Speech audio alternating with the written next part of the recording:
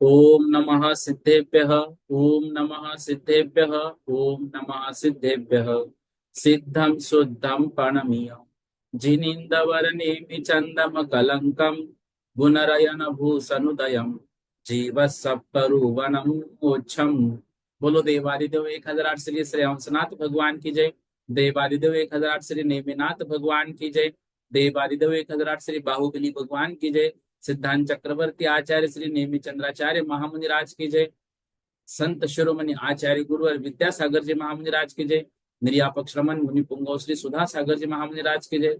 समस्त मुनि संघ की जय।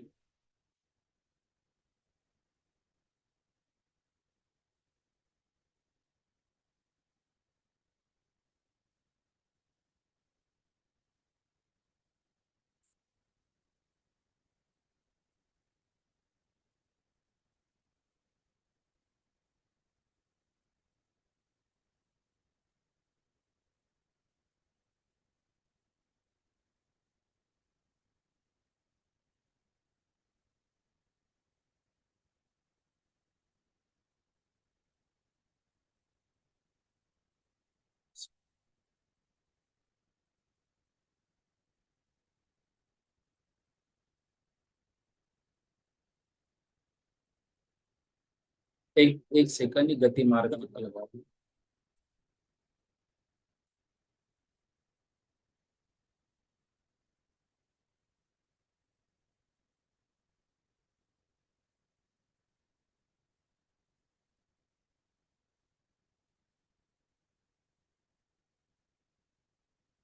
कल हमारा संज्ञा प्ररूपणा तक हो गया था और आज गति मार्गना अधिकार जो है उसको हमें प्रारंभ करना है। तो लगभग 139 गाथाओं का रिवीजन हमारा हो चुका है। आइए 140 नंबर की गाथा गति मार्गना से अभी यहाँ पर हम रिवीजन प्रारंभ करते हैं। सबसे पहले गति मार्गना में क्या है उसका वर्णन बता रहे हैं। 140 नंबर की गाथा। सम्यक दर्शनादि अथवा उत्तम क्षमादि धर्म रूपी धनुष और ज्ञानादि गुण रूपी प्रत्यंचा अर्थात डोरी तथा 14 मार्गना रूपी बाणों से जिसने मोह रूपी शत्रु के बल सैन्य को नष्ट कर दिया है, ऐसे श्री जिनेन्द्र देव को नमस्कार करके मैं उस मार्गना महाअधिकार को कहूंगा। और विविध अधिकारों का अंतर्भाव भी इसमें पाया जाता है।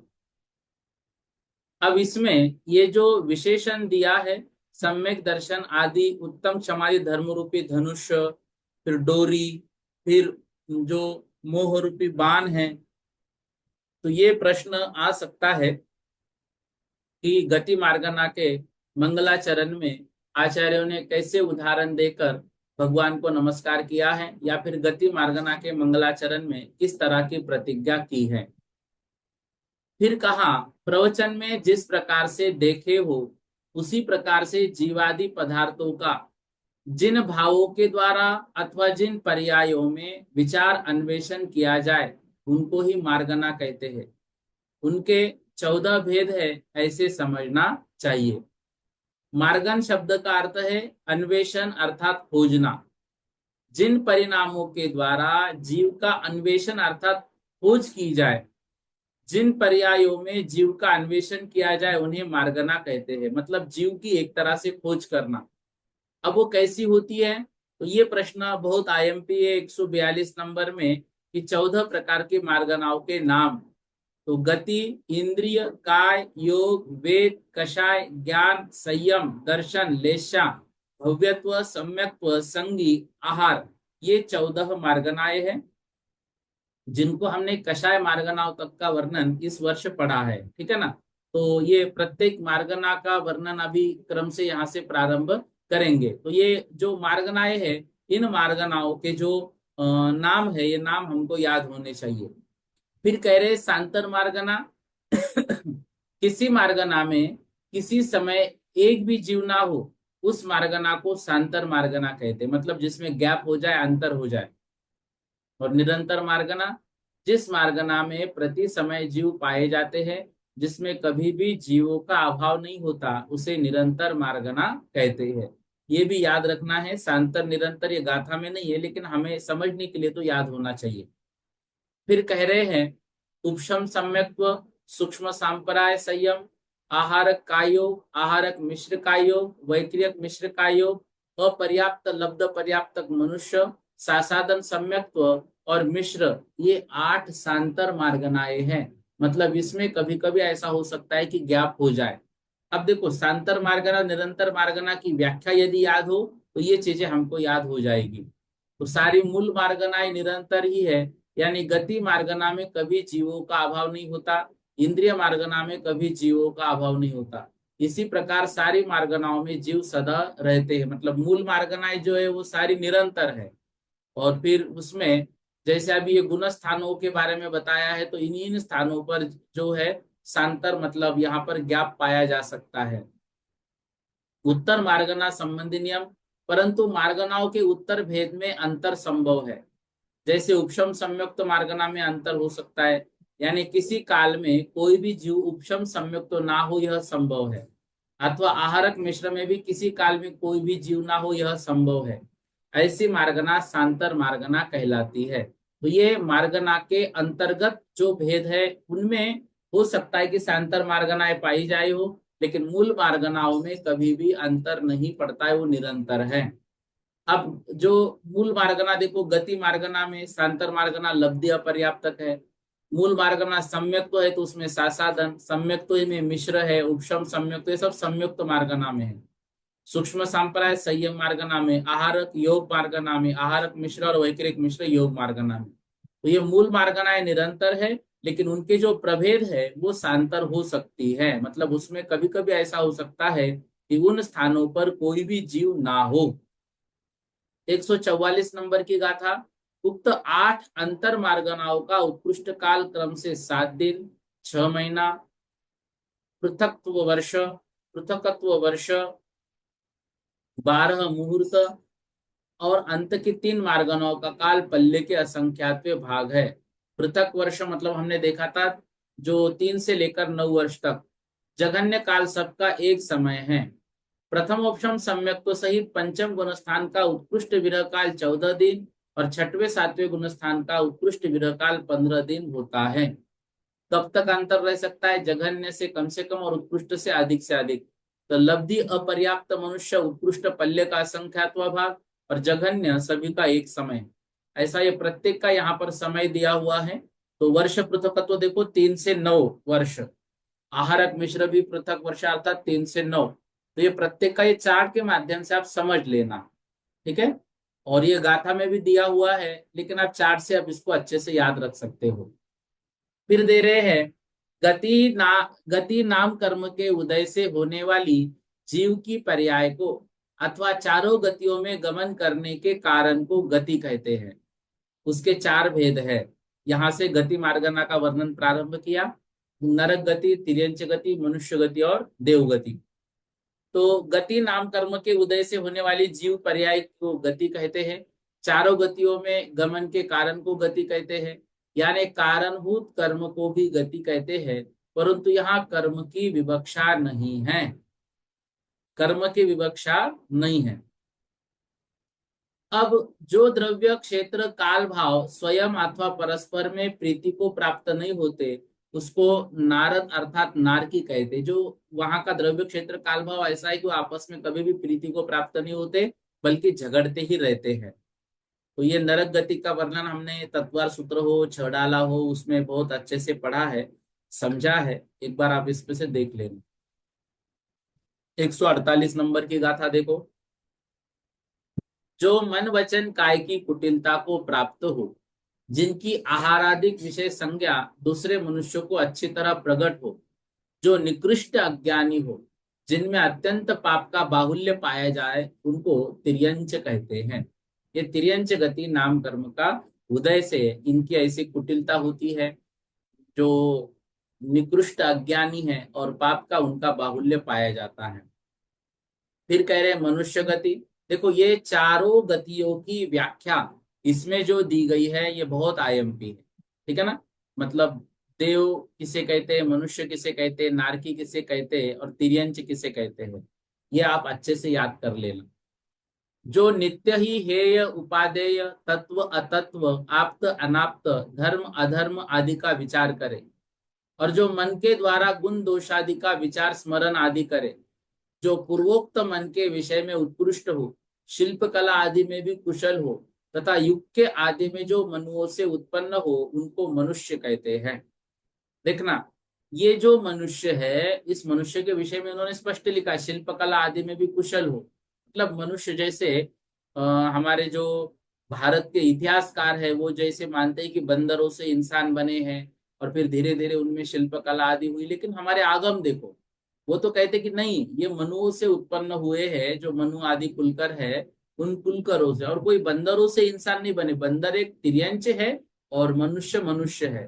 तो ये आगम यदि हमारा बहुत अच्छे तरीके से अध्ययन करे, और जो मैं यहाँ पर डॉक्टर्स है, मतलब जो साइंटिस्ट है, वो यदि इस आगम को पढ़ रहे हैं, जैसे बहुत सारे लोग विदेश से भी जुड़ते हैं, तो इन सभी बातों को, आगम की बातों को आपको वहां पे रखने का प्रयास करना चाहिए, अपने मत को, और उनको अलग अलग उदाहरणों से सिद्ध करने का प्रयास भी करना चाहिए। क्या पता इन सभी बातों को सिद्ध करते करते आप भी न्यूटन जैसे प्रसिद्ध हो जाओ। क्योंकि सिद्धांत तो देखो, न्यूटन ने मतलब जो गुरुत्वाकर्षण की खोज की, उसके पहले एप्पल ऊपर जाता था ऐसे नहीं, नीचे ही गिरता था, बस उसने उसको नाम दिया और उदाहरणों से सिद्ध कर दिया।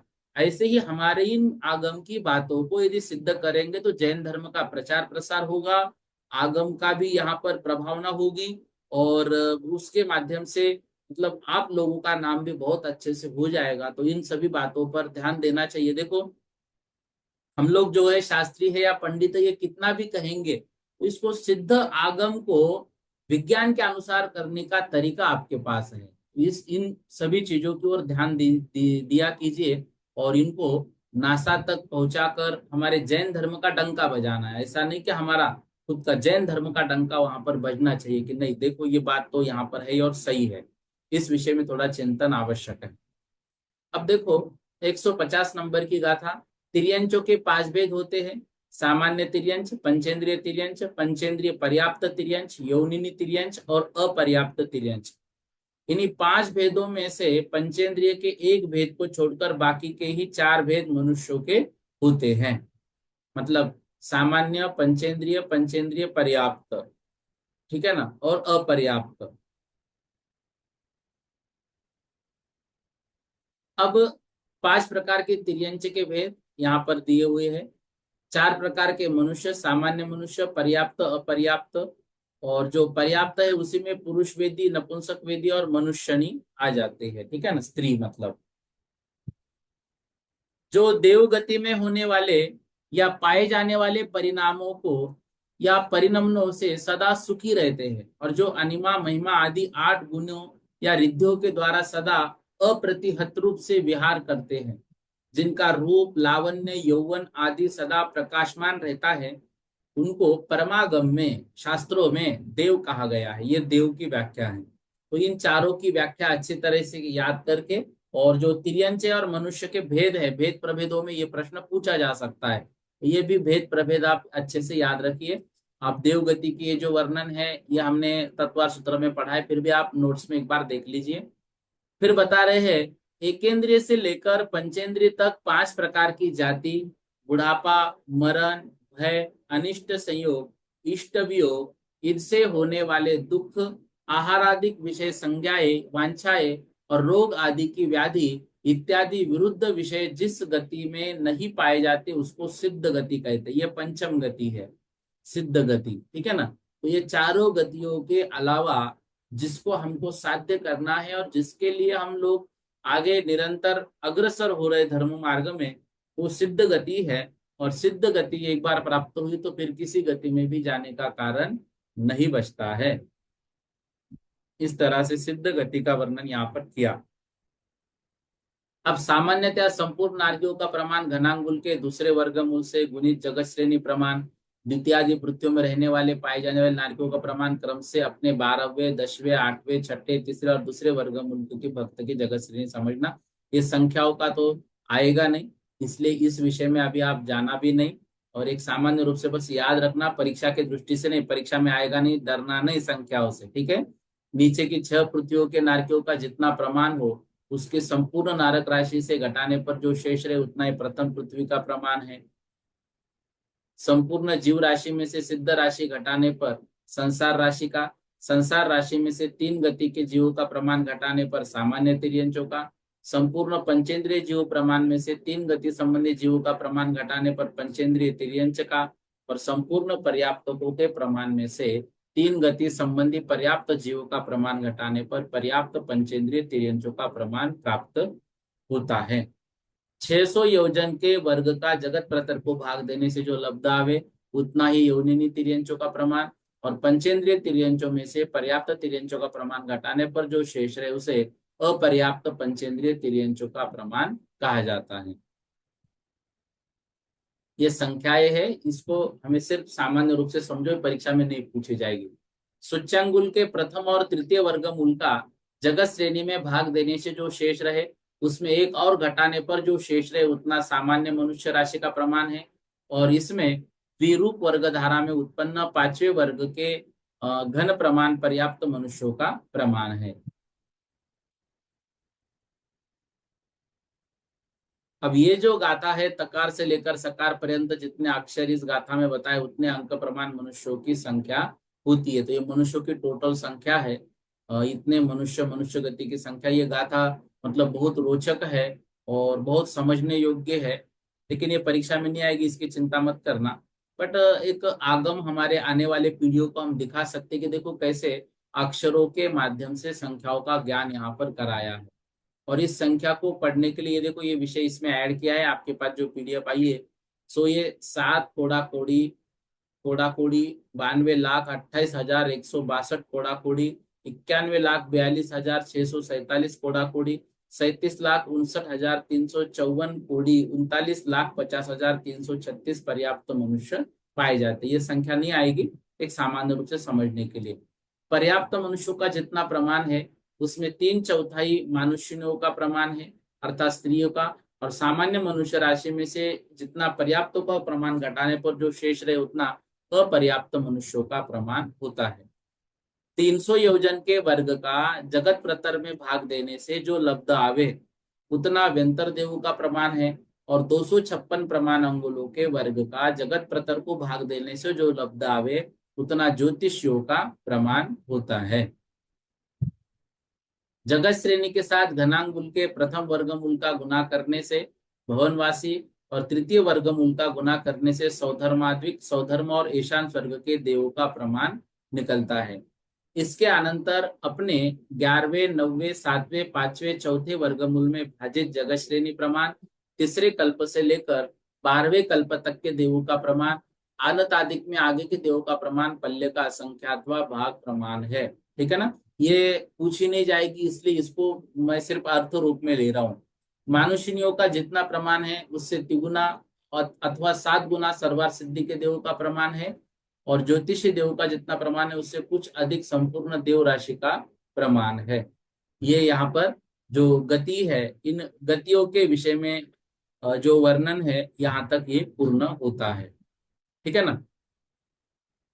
अब देखो इंद्रिय मार्गना को हमें समझना है। अब जो इंद्रिय मार्गनाएं है, इंद्रिया में हमारी जो 5 इंद्रिया है, स्पर्शन, रसना, घ्राण, चक्षु और कर्ण, तो इन 5 मार्गनाओं मतलब 5 इंद्रियों को हमें समझना है। और इसको हमने जो डिटेल रूप में लिया था उसमें अच्छी तरह से इन सभी बातों को लिया था।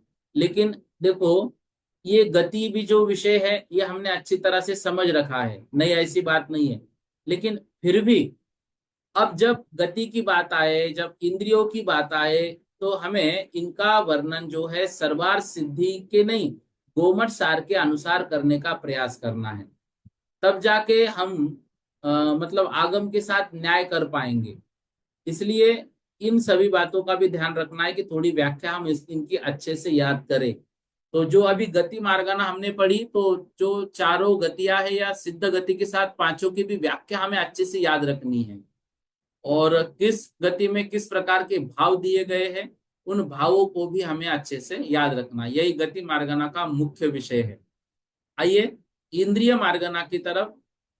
जिस प्रकार अहमिंद्र देवों में से दूसरी किसी की अपेक्षा न रखकर प्रत्येक अपने अपने को स्वामी मानते, उसी प्रकार इंद्रिया भी दूसरी की अपेक्षा नहीं रखती। वे अपने आप में अपने अपनी जो कार्य है उसके वो स्वामी हैं। तो इंद्रातीति इंद्र जो आज्ञा और ऐश्वर्य वाला है वह इंद्र है, अर्थात आत्मा ही इंद्र है। आत्मा को पदार्थों को जानने में जो लिंग निमित्त होता है वो इंद्र का लिंग इंद्रिय कही जाती है। जो गूढ़ पदार्थ का ज्ञान कराता है उसे लिंग कहते हैं। अतः सूक्ष्म आत्मा के अस्तित्व का ज्ञान कराने में लिंग अर्थात कारण वह इंद्रिय कहलाती है। इंद्र शब्द नाम कर्म का वाची है, ऐसे नाम कर्म द्वारा रची गई वह इंद्रिया है। इंद्रिय के दो भेद किए, ये याद रखना, भावेंद्रिय और द्रव्येंद्रिय। मति ज्ञानावरण कर्म के क्षोभशम से उत्पन्न होने वाली विशुद्धि अथवा उस विशुद्धि से उत्पन्न होने वाले उपयोगात्मक ज्ञान को भावेंद्रिय कहते हैं। देखो, अगर प्रश्न आया इंद्रिय किसे कहते हैं और आपने लिखा कि संसारी जीव के पहचान के चिन्हों को इंद्रिय कहते हैं, व्याख्या आपकी बिल्कुल सही है, लेकिन गोमट सार के अनुसार नहीं है तो आपको मार्क नहीं मिलेंगे। इसलिए इंद्रिय की व्याख्या गोमट सार के अनुसार जो दी गई है 164 नंबर की गाथा में, वो आपने अच्छे से याद करनी है।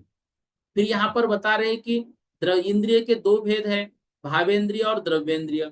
मति ज्ञानावरण कर्म के क्षोभशम से उत्पन्न होने वाली विशुद्धि अथवा उस विशुद्धि से उत्पन्न होने वाले उपयोगात्मक ज्ञान को भावेंद्रिय कहते हैं।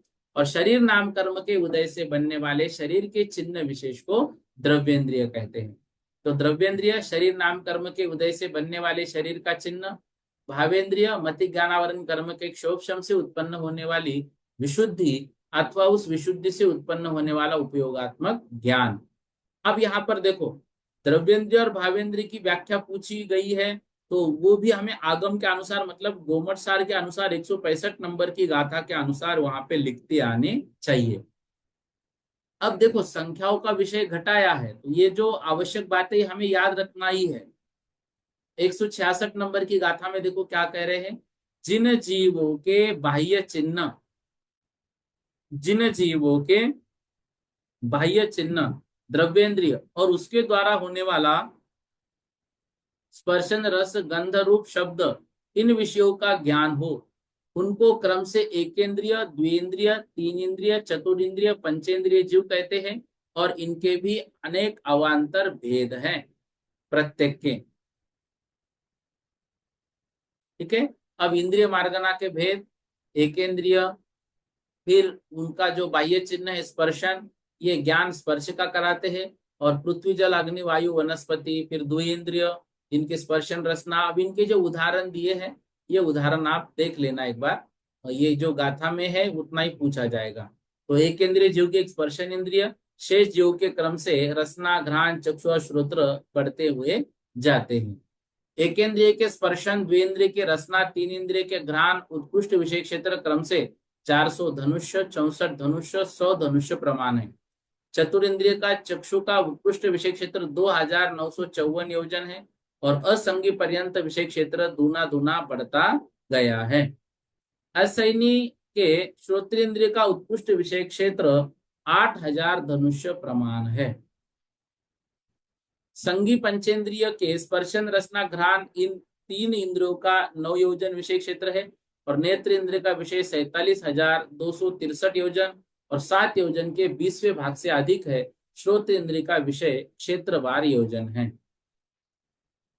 360 कम 1,00,000 योजन जम्बू द्वीप के विष्कंभ का वर्ग करना और उसका 10 गुना करके वर्गमूल निकालना, इससे जो राशि उत्पन्न उसके 9 का गुना और 60 का भाग देने से चक्षु इंद्रिय का उत्कृष्ट विषय क्षेत्र निकलता है। ठीक है ना, तो ये भी विषय संख्या का होने से नहीं पूछा जाएगा, तो आप इसलिए इसको ज्यादा नहीं ले रहे हैं। मसूर के समान चक्षु का, जव नाली के समान श्रोत्र का, तिल के फूल के समान घ्राण का और खुरपा के समान जिह्वा का आकार है और स्पर्शन इंद्रिय के अनेक आकार होते हैं। आत्म प्रदेशों की अपेक्षा चक्षुर इंद्रिय के अवगाना घनांगुल के असंख्यात विभाग प्रमाण, इससे संख्यात गुना श्रोत्रेंद्रिय के अवगाना और श्रोत्रेंद्रिय के पल्ले के असंख्यात विभाग आदि घ्राणेन्द्रिय के अवगाना और घ्राणेन्द्रिय के पल्ले के असंख्यात विभाग गुना रसनेन्द्रिय के अवगाना, जो कि घनांगुल के संख्यात विभाग मात्र है। स्पर्शन इंद्रिय की जगन्य अवगाना घनांगुल के असंख्यात विभाग प्रमाण है और यह अवगाना सूक्ष्म निगोदिया लब्ध पर्याप्त के उत्पन्न होने के तीसरे समय में होती है। उत्कृष्ट अवगाना महामत्स्य के होती है, इसका प्रमाण संख्यात घनांगुल होता है। जो जीव नियम से इंद्रियों के कारण भव्य टिमकारना आदि व्यापार उनसे संयुक्त नहीं है, इसलिए ही अवग्रहादिक शौक्षम ज्ञान के पदार्थ का ग्रहण नहीं करते तथा इंद्रिय जनित विषय के संबंध से उत्पन्न सुख उससे संयुक्त नहीं है, वे अरिहंत और सिद्ध अतीन्द्रिय अनंत ज्ञान अतीन्द्रिय अनंत सुख से विराजमान जानना, क्योंकि उनका ज्ञान और सुख शुद्धात्म तत्व की उपलब्धि से उत्पन्न हुआ है। एक दिन आपको बताया था कि प्रत्येक जो प्ररूपना है या अधिकार है उसमें सिद्धों का वर्णन कैसा है, ये सबका अलग अलग अलग अलग जैसे कषाय मार्गना तक निकाल के रखना एक कॉपी में। गुण स्थानों में सिद्धों का वर्णन क्या किया, जीव समास में क्या किया, संज्ञा अधिकार में क्या किया, फिर गति मार्गना में सिद्धों का वर्णन क्या बताया है, फिर जो अभी हम पढ़ रहे इंद्रिय मार्गना में सिद्धों का वर्णन कैसे किया, ये सब अच्छे से करना, तो ये भी प्रश्न आ सकता है। स्थावर एकेंद्रिय जीव, शंख आदि द्विंद्रिय, चींटी आदि त्रिइंद्रिय, भ्रमर आदि चतुरिंद्रिय और मनुष्य आदि पंचेंद्रिय जीव अपने अपने अंतर भेदों से युक्त असंख्याता संख्यात है और निगोदिया जीव अनंतानंत है। संसार राशि में से त्रस राशि को घटाने पर जितना शेष रहे उतने ही एकेंद्रिय जीव है और एकेंद्रिय जीव की राशि में संख्या का भाग देने पर एक भाग प्रमाण अपर्याप्तक और शेष बहुभाग प्रमाण पर्याप्तक जीव होते हैं। एकेंद्रिय जीव के सामान्य से दो भेद है, बादर और सूक्ष्म। इसमें से प्रत्येक के पर्याप्तक और अपर्याप्तक के भेद से दो दो भेद है। इस प्रकार एकेंद्रिय जीव की 6 राशियों की संख्या क्रम काय मार्गना में कहेंगे, वहां से ही इसको हमें समझना है। प्रतरांगुल के असंख्यात भाग का जगत प्रतर में भाग देने से जो लब्ध आवे उतना सामान्य से त्रस राशि का प्रमाण है, परंतु पूर्व पूर्व द्विंद्रादिक की अपेक्षा उत्तर उत्तर त्रिंद्रिक का प्रमाण क्रम से हीन हीन है और इसका प्रतिभाग हार अवली का असंख्यातवा भाग है। त्रस राशि में अवली के असंख्यात भाग का भाग देकर लब्ध बहुभाग के समान 4 भाग करना और एक एक भाग को द्विंद्रिय आदि चारों ही में विभक्त कर शेष एक भाग में अवली के असंख्यात भाग का भाग देना चाहिए और लब्ध बहुभाग को बहुत संख्या वाले को देना चाहिए। इस प्रकार अंत पर्यंत करना चाहिए। ये संख्याओं का विषय है, पूछा नहीं जाएगा, सामान्य रूप से हम बस पढ़ रहे हैं।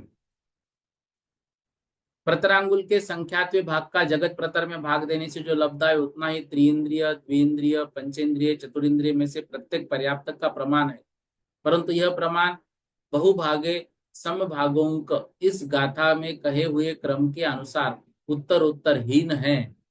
अपनी अपनी समस्त राशि में पर्याप्तकों का प्रमाण घटाने पर अपर्याप्तक द्विइंद्रिय तीन इंद्रिय चतुरिंद्रिय और पंचेंद्रिय जीवों का प्रमाण निकलता है।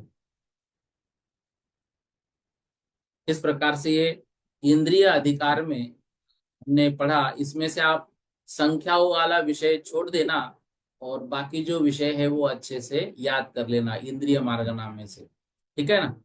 अब चलते हैं काय मार्गना की तरफ। काय मार्गना को हमें देखना है।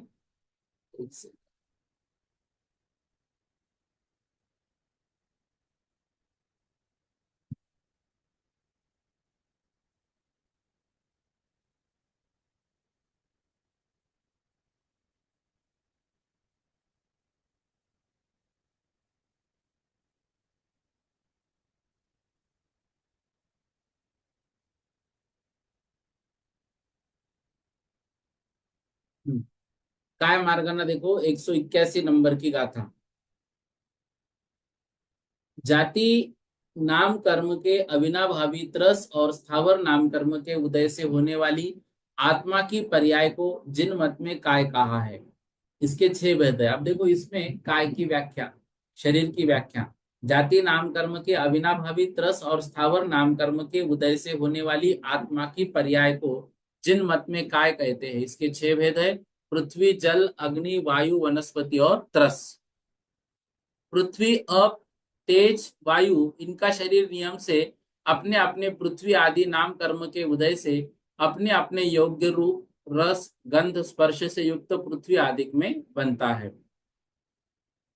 बादर नाम कर्म के उदय से, बादर और सूक्ष्म नाम कर्म के उदय से सूक्ष्म शरीर हुआ करता है। जो शरीर दूसरे को रोकने वाला हो अथवा जो स्वयं दूसरे से रुके उसको बादर स्थूल कहते हैं, और जो दूसरे को न रोके, उसको न स्वयं दूसरे से रोके, उसको सूक्ष्म शरीर कहते। ये बादर और सूक्ष्म की व्याख्या हमने बहुत बार पढ़ी है, समझी है, इसको याद बस रखना। बादर और सूक्ष्म दोनों ही तरह के शरीरों का प्रमाण घनांगुल के असंख्यात भाग प्रमाण है। इनमें से स्थूल शरीर आधार की अपेक्षा रखता है, किंतु सूक्ष्म शरीर बिना अंतर व्यवधान के ही सब जगह अनंत अनंत भरे हुए हैं, उनको आधार की अपेक्षा नहीं रहती है। ये विशेष जो बातें इसमें दी एक बार आप पढ़ लेना। स्थावर नाम कर्म का अवांतर विशेष भेद जो वनस्पति नाम कर्म है, उसके उदय से जीव वनस्पति होते हैं। उनके 2 भेद हैं, एक प्रत्येक, दूसरा साधारण, और प्रत्येक के भी 2 भेद है, प्रतिष्ठित और अप्रतिष्ठित। ठीक है ना, प्रत्येक और साधारण, और प्रत्येक के 2 भेद किए, प्रतिष्ठित, अप्रतिष्ठित। तो जिन वनस्पतियों का बीज, मूल, अग्र, पर्व, कंद या स्कंद है, अथवा जो बीज से उत्पन्न होती है, अथवा जो सम्मूर्छन है, वे सभी वनस्पतियां सप्रतिष्ठित तथा अप्रतिष्ठित दोनों प्रकार की होती हैं। जिनकी शिरा, बही, स्नायु, संधि अर्थात रेखाबंध, पर्व, गांठ अप्रगट हो, जिसका भंग करने पर समान भंग हो, और दोनों भंग परस्पर हिरुक अंतर्गत सूत्र तंतु न लगे रहे, छेदन करने पर भी जिसकी पुनः वृद्धि हो जाए, उसको सप्रतिष्ठित प्रत्येक वनस्पति कहते हैं। और जो विपरीत है, इन चिन्हों से रहित है, वे अप्रतिष्ठित प्रत्येक वनस्पति है। ठीक है, गूढ़, शिरा, संधि, पर्व और तंतु, ये प्रतिष्ठित अप्रतिष्ठित समझने के लिए बहुत अच्छा विषय इसमें दिया हुआ है।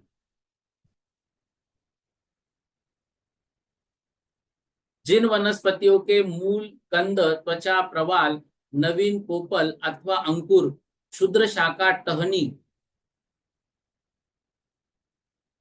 पत्र और डंकल तथा बीजों को तोड़ने के समान भंग हो, बिना ही हिरुक भंग हो जाए, उसको सप्रतिष्ठित प्रत्येक वनस्पति कहते हैं। जिनका भंग समान हो उसको अप्रतिष्ठित प्रत्येक वनस्पति कहते हैं। जिन वनस्पति के कंद, मूल, क्षुद्र शाखा या स्कंद की छाल मोटी हो, उसमें अनंत जीव सप्रतिष्ठित प्रत्येक कहते हैं, और जिसकी छाल पतली उसको अप्रतिष्ठित प्रत्येक वनस्पति कहते हैं।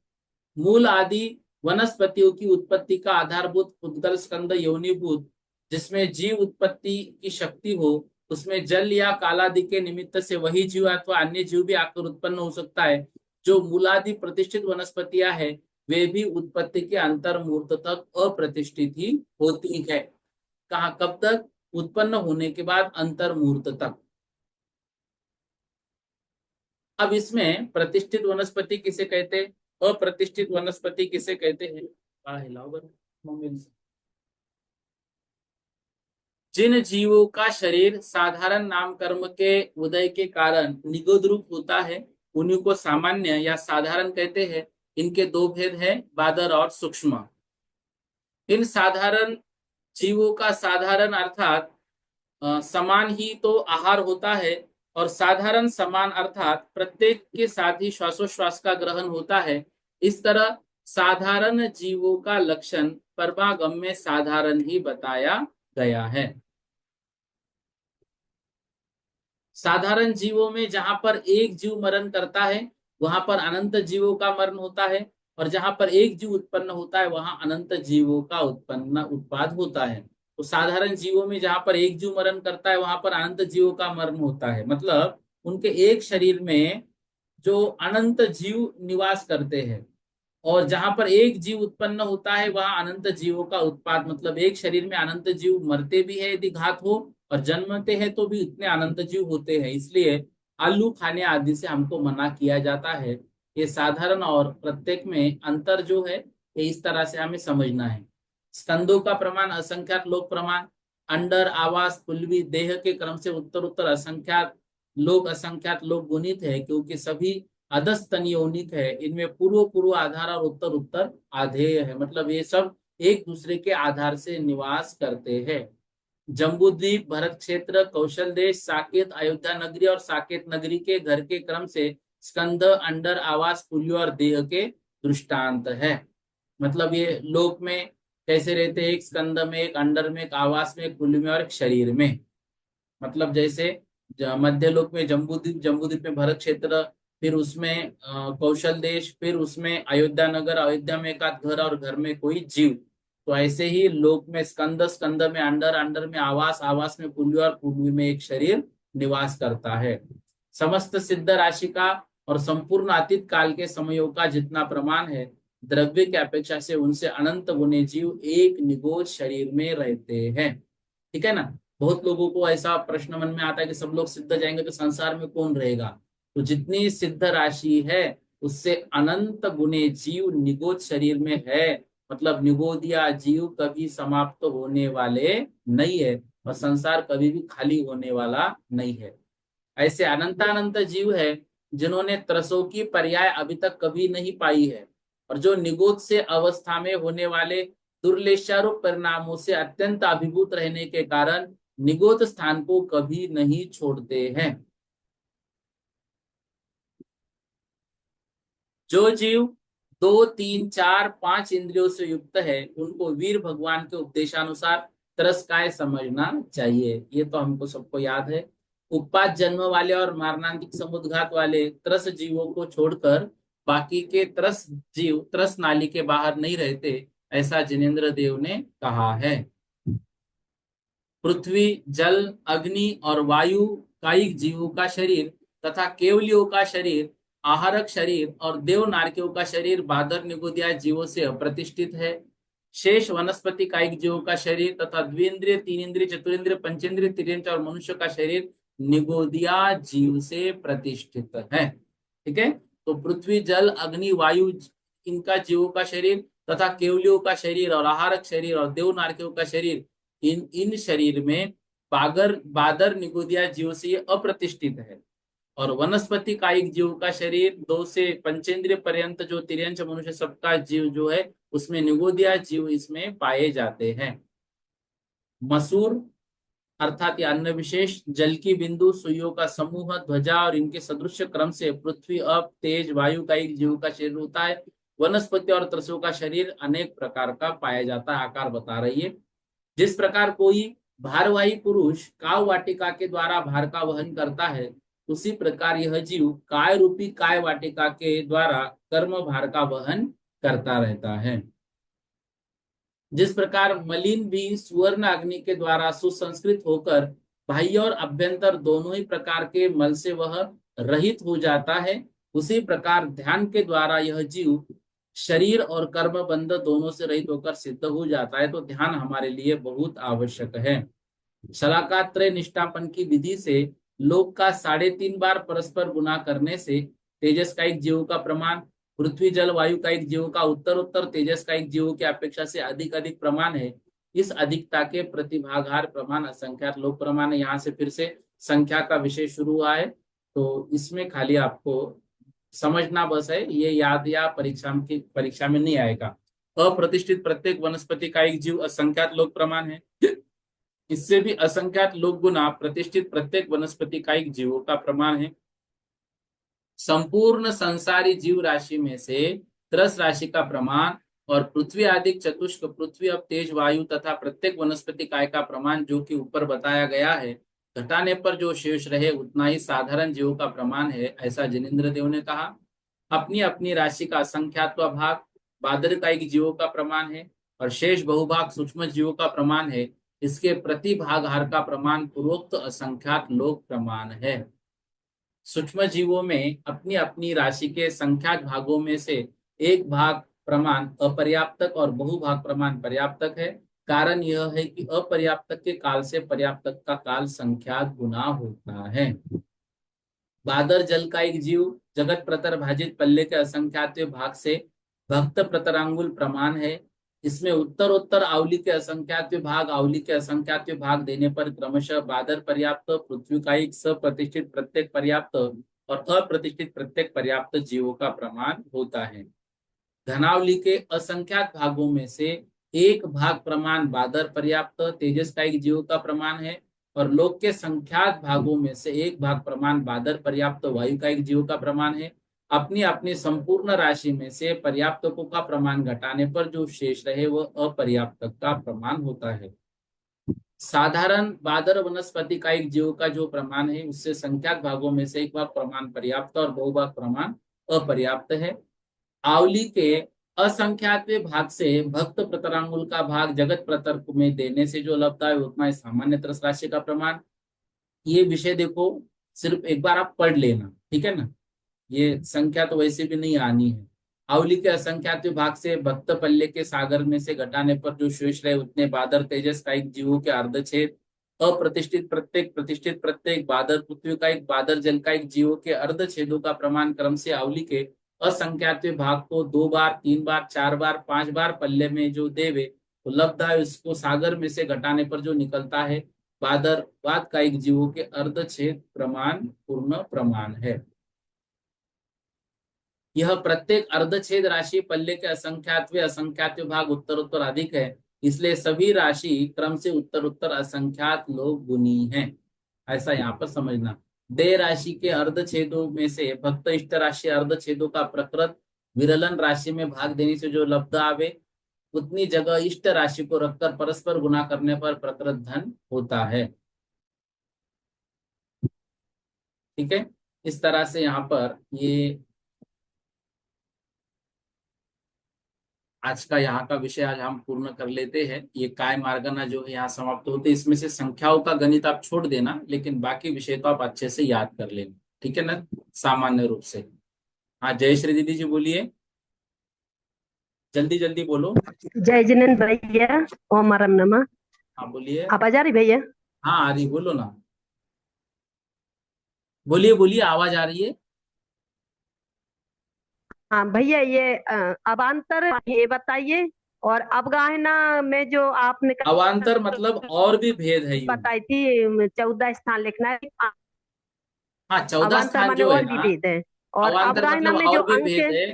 और हाँ 14 स्थान उसमें। जो है ना, 14 स्थानों के नाम लिखना, और जो एक संख्या 101 की संख्या से जो निकाल कर बताया है उतना भी याद रखना। नहीं तो क्या वो लिखना पड़ेगा पेपर में जैसे आएगा तो? हाँ, तो आप उसको एक दो बार अंक लिख के अंक प्रैक्टिस जो। करो ना तो आ जाएगा वो। अच्छा ठीक है। और भैया प्रतिष्ठित सप्रतिष्ठित वनस्पति की जो 3 गाथाओं में परिभाषा दी है, तो उसमें समझ में नहीं आ रहा कि कौन सी परिभाषा लेके इतनी सारी हो रही है। देखो वो उसको क्या करो, आपके पास सप्रतिष्ठित। जो ग्रंथ दिया है ना उसको दो भागों में बांटो, 3 गाथाओं को। एक जगह अप्रतिष्ठित की लाइन लिखो, एक जगह अप्रतिष्ठित की, भाई जिसके दो भाग हो, जिसमें हाँ। भाग होने के बाद तंतु पता नहीं चले, ऐसे प्रत्येक को जैसे अंतर स्पष्ट करने के जैसा हम्म। 3 गाथाओं का करोगे ना आप तो वो आ जाएगा उतना। हाँ। ठीक है ना। नहीं तो इतने सारे पॉइंट लिखना होंगे, हम आप कहने का नहीं, आप मतलब एक ये है पॉइंट भी कि। लिखोगे तो हो जाएगा काम। हाँ। ठीक है। चलो ठीक है भैया। जय हाँ, जिनेन्द्र भैया। जय ठीक है। जय। ओम आराम नमः। ये लिखा है ये। भैया जी जय जिनेन्द्र। जय अ, जिनेन्द्र। अपने पेपर पहले तो ऐसा बताया था कि गाथा तो नहीं पूछेंगे, लेकिन गाथा के अर्थ पूछेंगे। तो वो भी बोला कि गाथा के नहीं पूछेंगे। लेकिन आज कोई मैसेज ऐसा आया है कि गाथा नहीं पूछेंगे लेकिन गाथा के अर्थ पूछेंगे, तो ये कंफ्यूज हो रहा है भैया जी। गाथा के अर्थ नहीं पूछे जाएंगे, इसमें बिल्कुल कंफ्यूज मत होना। ठीक है। ठीक ठीक है भैया। हाँ, आज मैं किसी ने स्पष्ट कह रहा हूँ, देखो। गाथा के अर्थ नहीं पूछे जाएंगे। गाथा के अर्थ का प्रश्न आया समझो 10 मार्क का, तो 10 मार्क आपको फ्री में दूंगा, ये रिकॉर्ड हो रही है क्लास, आप चिंता मत करो। हाँ भैया जी जय ठीक जिनेन्द्र। है।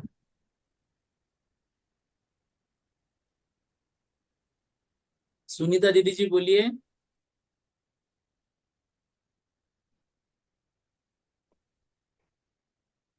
सुनीता दीदी जी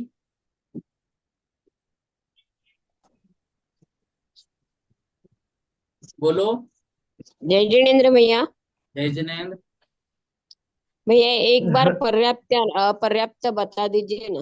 देखो, जिनकी 6 पर्याप्तियां पूर्ण हो चुकी है वो पर्याप्तक, जिनकी पर्याप्तियां पूर्ण नहीं हुई वो अपर्याप्तक, जो पर्याप्तियां पूर्ण करने में शुरू हो गए और पूर्ण करने वाली वो निवृत्त पर्याप्तक, जिन्होंने पर्याप्तियां पूर्ण करना प्रारंभ किया है लेकिन जो नियम से नहीं करेंगे वो लब्ध अपर्याप्तक। ठीक है। हाँ ठीक है भैया। सुलेखा दीदी जी बोलिए, जल्दी जल्दी बोलो, 8 बजे अगली क्लास शुरू होती जय है। हिंद भैया जी। जय जिनेंद्र। भैया जी ये 14 स्थान का आपने बताया 100 रख के, इसमें 960 का दिया है हम लोगों ने जो सीखा है, तो उसको वो रख के भी कर नहीं, सकते क्या? कोई भी आप आपके हिसाब से करो, कोई दिक्कत नहीं है।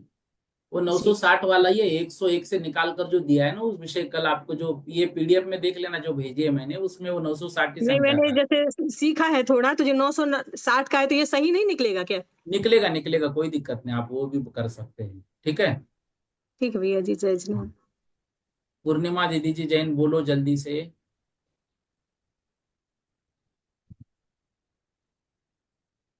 पूर्णिमा भैया दीदी। भैया जी जी 64 अवगाहना का जो आपने बताया ना, तो चार्ट बनाने आएगा क्या, उस गाथा में से आएगा? गाथा में से आएगा, लेकिन चार्ट से आप सीख जाओ तो जल्दी से आ जाएगा। अच्छा, गाथा से देंगे आप? हाँ हाँ अच्छा ठीक। हाँ। ठीक है, जय जय। ममता दीदी जी बोलो। जय जैन भैया जी। जय जिनेंद्र। ये 64 यंत्र अवगाहन यंत्र का प्रश्न है, उसमें से जो अपर्याप्तक उत्कृष्ट और अपर्याप्तक उत्कृष्ट में पहले 3 इंद्रिय, फिर चतुरिंद्रिय दिया, फिर 2 इंद्रिय की अवगाहना दी, और फिर उसके बाद अप्रतिष्ठित प्रत्येक, फिर उसके बाद पंच इंद्रिय। तो 2 इंद्रिय इसके अवगाहना के हिसाब से तंख आदि को लेना चाहिए क्या? नहीं, देखो, वो जो अवगाहना उसमें दी है ना, उस क्रम के अनुसार वो आगे आगे बढ़ती हुई चल रही है, तो वहां इंद्रियों से मतलब नहीं है। अवगाहना किसकी कितनी होगी उसका वर्णन कर रहे हो, इसलिए इंद्रियों पे ध्यान मत देना आप। जी भैया जी, दूसरा ये है कि हमारी कल की क्लास छूट गई थी, तो इसकी रिकॉर्डिंग हमें कहाँ मिलेगी? वो तो अपलोड होती है ना, जो आपके पास लिंक है ना उसमें रोज की रोज क्लास अपलोड हो जाती है। ठीक है। तो कहाँ में? नहीं भैया जी, उसमें तो नहीं है। मैं देखता हूँ, बोलता हूँ एक बार। आप ग्रुप पर भेज दीजिए भैया जी। हाँ हाँ हाँ, ठीक है ना। तो भैया जी, इसका प्रश्न कैसे बनेगा? शरीर की अवगाहना वाला जो 14 स्थान है, तो इसका ये देखो, प्रश्न अभी कैसे अभी बनेगा? हम लोग फास्ट कर रहे हैं ना, एक बार ये सब गाथाओकार तो होने दो, फिर मैं कुछ प्रश्न भी जैसे आपको दूंगा अभ्यास के लिए, तो उसमें आप सबको क्लियर हो जाएगा इसमें कैसा प्रश्न आएगा। ठीक है ना। जी भैया जी। इसलिए इसको जय जल्दी जय। जल्दी ले रहा हूँ ताकि हमें थोड़ा वक्त मिले। हम्म। जी भैया जी। इंद्र कुमार जी जैन बोलिए।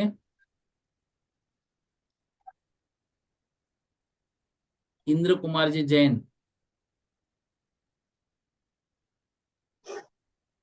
भैया जी पेपर 2 घंटे का होगा क्या? हाँ, 2 घंटे का पेपर। वो 2.5 घंटे का बताया था पहले, जब जिस दिन बात हुई थी तो तब कह रहे थे 2.5 घंटे का होगा पेपर। नहीं नहीं, 2 घंटे ही है। हो भैया जी जाएगा आपका, 2 घंटे में हो जाएगा, ज्यादा लेंदी पेपर नहीं है। चलो ठीक है भैया जी, जय जय। हाँ, बहुत इजी पेपर है, कोई भी घबराओ मत। सुलेखा जी जैन बोलिए।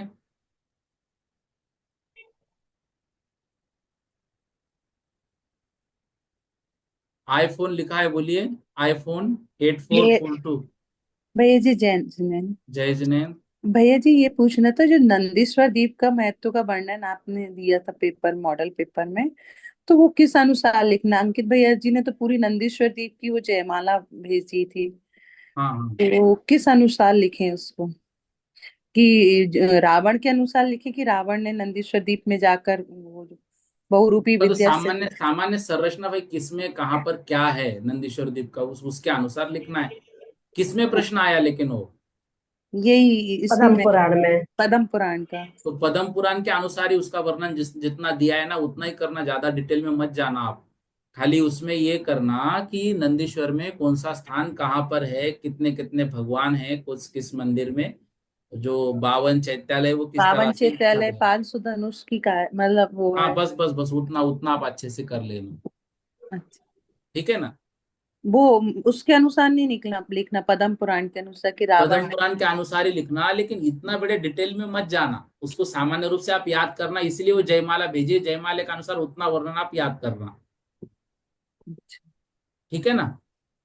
भैया जी एक बात और ये बोलना थी कि जो आपने बोला कि सिद्धों की पूरी लिख लें, मतलब उसके उसके अनुसार, तो बहुत अलग अलग टाइप में तो सब मिक्सिंग हो रही है उसमें। कुछ नहीं, देखो ना, अभी जैसे काय मार्गना का आया समझो, अभी हम्म। काय से जो अतीत है, इंद्रिय मार्गना इंद्रियों से जो अतीत है, ये तो सामान्य रूप से बस उसमें फिर उतना डिटेल उसकी दो तीन बातें आपको ऐड करनी है, इसमें आप अच्छा। बिल्कुल भी कंफ्यूज मत होना। ठीक है ना? हाँ भैया। जो भी देखो, सिद्ध भगवान इन सभियों से तो अतीत है, इनसे ऊपर उठे हैं, बस जिसका हम्म। विषय चल रहा है, जो मार्गाना के अनुसार पूछा गया है, उतना उसमें दो चार बातें ऐड करना, थोड़ी बहुत ऊपर नीचे भी होगी तो कोई दिक्कत नहीं है उसमें। ठीक ठीक है? है। हाँ भैया जी। हाँ, अनिता जी जैन बोलिए। जय जिनेन्द्र भैया जी जय। मेरा प्रश्न सिद्धांत प्रविष्का से है। उसमें हाँ। परोक्ष प्रमाण के 5 भेद लिखे हैं और हम्म। परोक्ष प्रमाण में मति ज्ञान भी आता है और मति ज्ञान के 4 भेद लिखे हैं, रूप लिखे हैं। हम्म। तो ये ऐसे मतलब आगम क्यों नहीं आया इसमें? देखो, ऊपर जो प्रमाण दिया है वो पांच भेद में, वो प्रमाण में वो किसके प्रमाण है, और नीचे किसके प्रमाण है?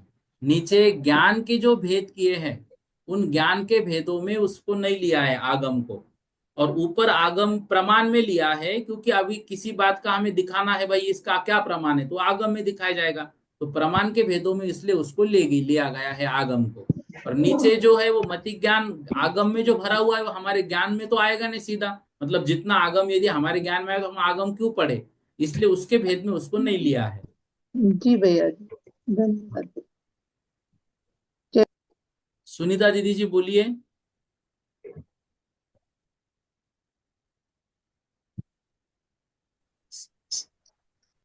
बोलो, आईफोन लिखा है, सिर्फ बोलो आप। जय जिन भैया जी।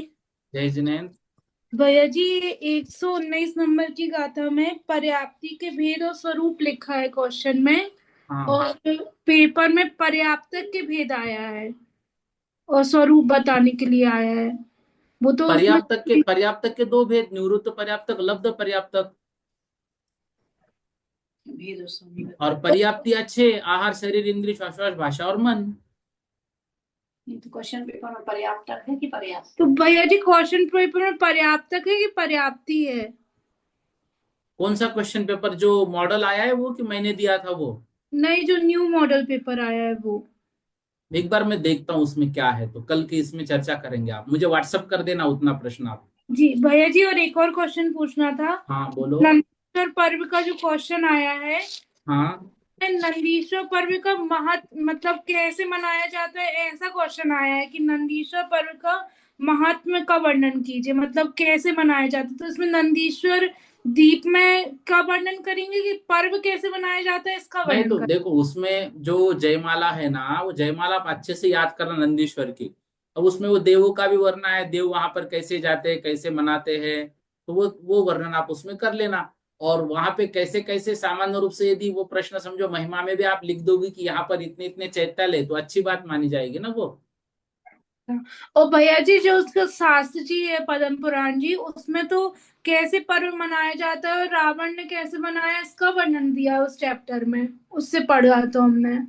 ठीक है ना, तो फिर प्रश्न वैसा है तो आप कैसे मनाते हैं ये भी आप उसमें लिख देना ना। मैं सिर्फ इतना बोला कि आप डिटेल में जैसे हर एक चीज को याद करने में चलोगे नंदीश्वर द्वीप को, तो उतना सब डिटेल अभी नहीं हो पाएगा, 5-6 दिन बाकी है। इसलिए जयमाला के अनुसार नंदीश्वर का डिटेल हम जयमाला के अनुसार करें, और कैसे मनाते हैं तो पद्म पुराण में रावण ने जैसे लिखा है वही आपको करना पड़ेगा कि कैसे मनाया जाता है करके। ठीक, हाँ, धन्यवाद। दीपिका जी गदिया। हाँ भैया जी, जय जिनेन्द्र। जय जिनेन्द्र। ये जो कषायों के शक्ति स्थान, लेस्या स्थान, आयुबंध, ये बताए, तो उसमें लेस्या स्थान 14, तो वो मुझे समझ में नहीं आया था कैसे। कषाय के अभी कषाय अधिकार में ले लेंगे ना उसको। फिर आप डिटेल बताएंगे नहीं तो फिर वो समझ नहीं पाएंगे भैया, नहीं इस नहीं, वजह देखो जो आवश्यक है परीक्षा से संदर्भित वो तो ले रहे हैं, अभी जो संख्या वगैरह नहीं पूछी जाएगी तो इसलिए उसको डिटेल नहीं ले रहे, उसको ले लेंगे उसमें। ठीक है भैया जी।